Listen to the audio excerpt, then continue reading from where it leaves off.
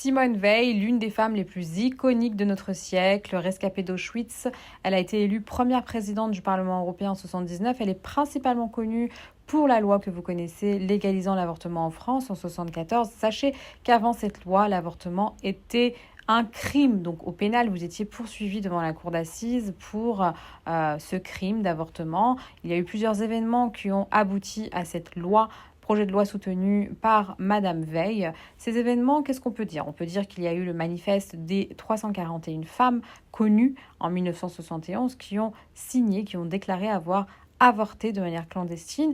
Ensuite, il y a eu l'affaire de Marie-Claire, cette jeune fille de 17 ans qui a été défendue par maître Halimi, Gisèle Halimi, pour avoir avorté de manière clandestine. Et puis, il y a eu la déclaration des médecins qui ont avoué pratiquer l'avortement de façon clandestine malgré les risques sociaux. Et puis, petit à petit, ça a fait son chemin. Madame Veil a soutenu ce projet de loi malgré un contexte très patriarcal. Elle a essuyé des insultes, notamment on lui a dit qu'elle défendait un génocide, un permis de tuer. On lui a demandé si elle acceptait de voir un embryon jeté au four crématoire. Bref, elle a tenu bon, elle a gagné. Aujourd'hui, cette loi est dans la Constitution.